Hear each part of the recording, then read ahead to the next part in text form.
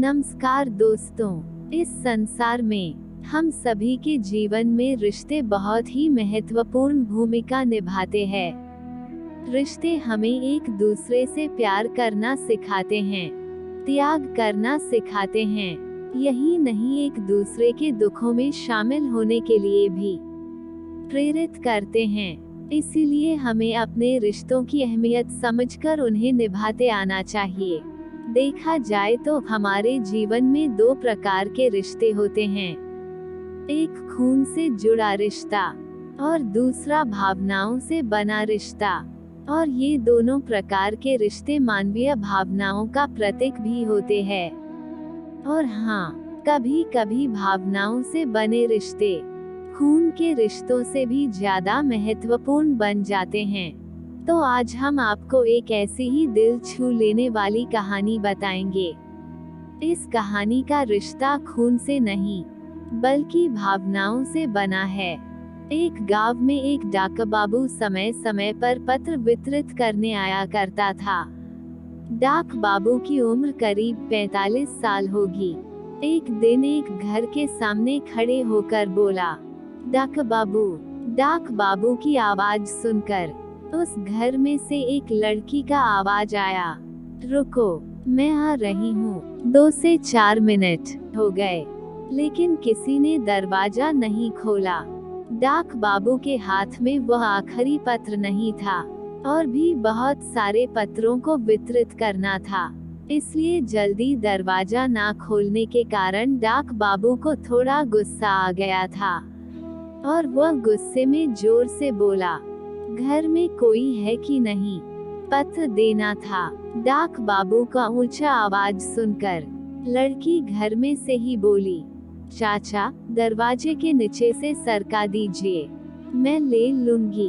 लड़की की बातें सुनकर डाक बाबू बोला, ऐसा नहीं चलेगा, रजिस्टर्ड पत्र है, दस्तखत करना होगा।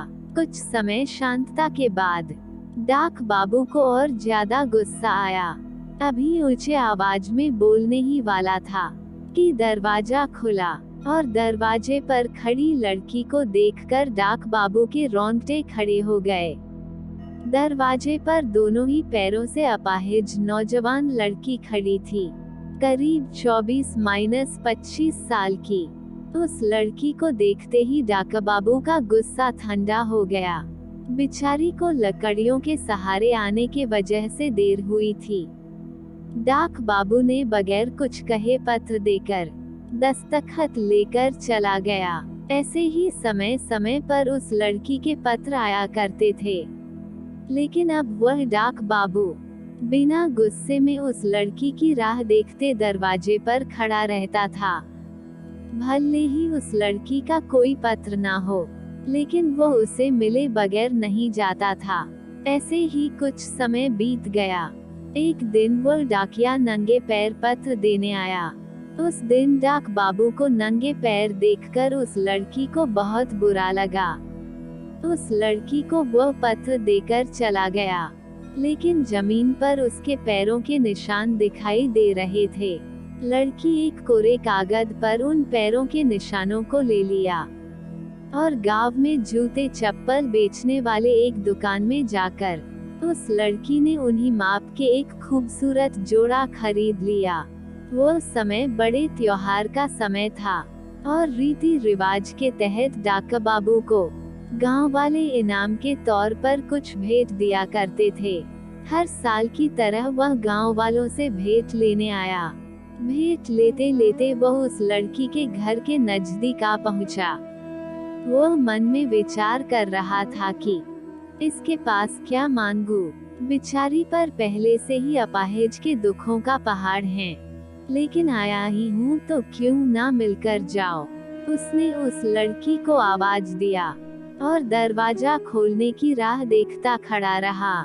लड़की ने दरवाजा खोला तो डाक बाबू ने उसके हाथ में एक खूबसूरत बॉक्स देखा। लड़की बोली, यह मेरी तरफ से एक छोटा सा भेंट, लेकिन इसे घर जाकर खोलना। घर जाकर डाक बाबू ने सारे भेंट वस्तु देखा और खुश हो गया। लेकिन लड़की ने दिए भेंट देखकर उसके आंखों में पानी आ गया। अगले दिन वह सुबह जल्दी उठकर भेंट में मिले उन्हीं जोड़ों को पहनकर डाकघर पहुंचा और सीधे मास्टर से मिलकर बोला, साहब मुझे फंड में से ऋण चाहिए। मास्टर बोले, आपके नाम तो पहले से ही काफी ऋण है, और अब किस लिए? डाक बाबू बोले, मुझे लकड़ी पैर लेना है इसलिए। मास्टर बोले, लेकिन आपका बेटा तो एक डीएम हटा कटा है, लकड़ी पैर किसके लिए? डाक बाबू बोले, साहब जो मेरे हटे कटे बेटे को नहीं समझा, वो एक पराये अपाहिज लड़की को सोचा, उसने मेरे नंगे पैरों का दर्द दूर किया है, उसी के लिए मैं ऋण लेकर क्यों ना लकड़ी पैर दे सकता हूँ, इसीलिए साहब मुझे ऋण दीजिए। डाक बाबू के मुंह से ये सब सुनने के बाद मास्टर समेत सभी एकदम शांत रह गए। कुछ समय तक किसी के मुंह से एक लफ्ज भी बाहर नहीं निकला। तो दोस्तों, मैं कहना चाहूँगा, रिश्ता या संबंध ये केवल खून के होने से नहीं चलता। रिश्तों की भावना खून में होनी चाहिए, और यह भावना जिसके अंदर हो उसे अपना रिश्तेदार बनाने में कोई बात नहीं है। दोस्तों, यह प्रेरणादायक कहानी आपको कैसी लगी, हमें कमेंट में जरूर बताएं। धन्यवाद।